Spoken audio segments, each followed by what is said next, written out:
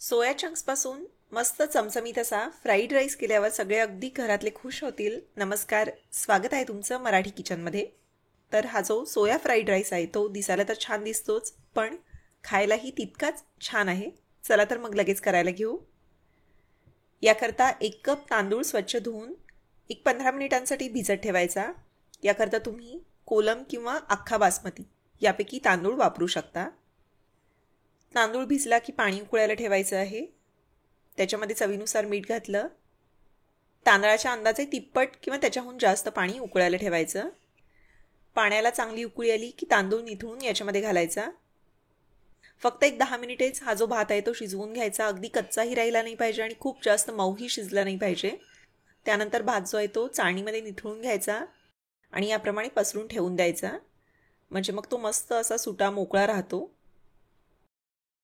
आता इकडे 1 cup soya chunks घेतले आहेत.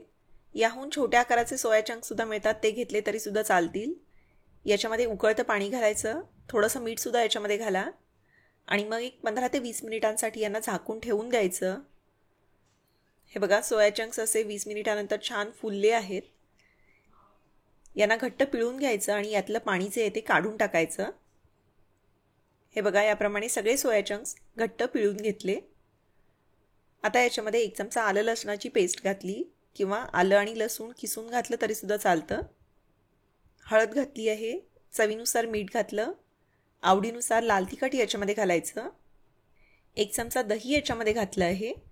घट्ट दही वापरा आणि हे जे सगळं साहित्य आहे ते सोया चंक्सना छान असं एकसारखं लावून घ्या. हे बघा, याप्रमाणे मसाला असा लावून झाला की याच्यामध्ये 2 चमचे कॉर्नफ्लोअर घालायचं आहे. तसेच 2 चमचे मैदा याच्यामध्ये घालायचा. हे असं चांगलं घोळवून मैदा आणि कॉर्नफ्लोअर सोया चंक्सना एकसारखं लावून घ्यायचं. हे बघा, याप्रमाणे हे सोया चंक्स जे ते मॅरिनेट करून घेतलेले आहेत. आता लगेच यांना तळून घ्यायचं आहे.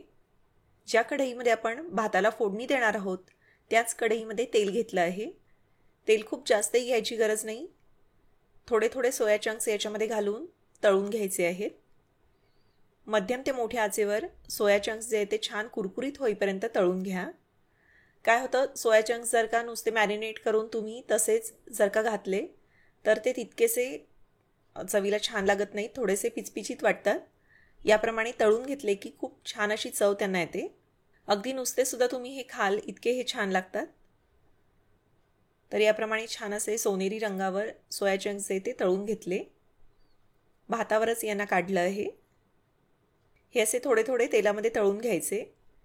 त्यानंतर तेल जर का कढईमध्ये जास्त उरलं असेल तर कमी करू शकता.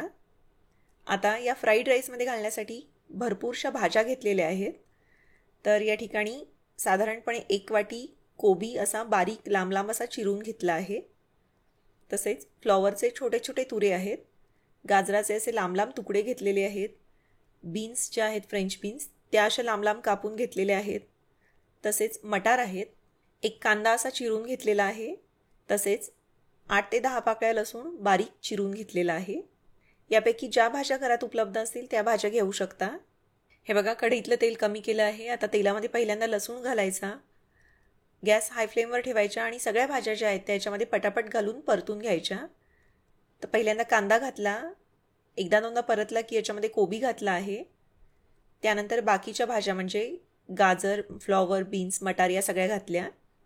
ढोबळी मिरची असेल तर तीसुद्धा लांब लांब अशी पातळ चिरून याच्यामध्ये घालू शकता. आणि यापैकी सगळ्याच भाज्या असायला हव्यात असंही नाही. ज्या भाज्या उपलब्ध आहेत त्या वापरल्या तरीसुद्धा चालतील. गॅस मोठ्या आचेवर ठेवून भाज्या ज्या आहेत त्या परतून घ्यायच्या. खूप मऊ अशा शिजवायच्या नाही आहेत.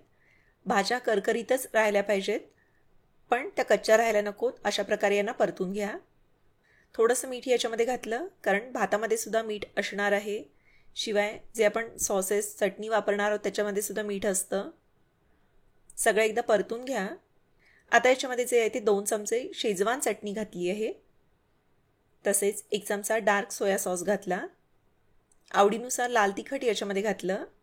थोडीशी गोडसर चटपटीत अशी चव हवी असेल तर एखादा चमचा टोमॅटो केचपसुद्धा घालू शकता. चिली सॉस असेल तर चिली सॉस वापरता येईल. सगळं एकदा मिक्स करून घ्या. आणि लगेच याच्यामध्ये शिजवलेला भात घातला, सोया चंक्स घातले.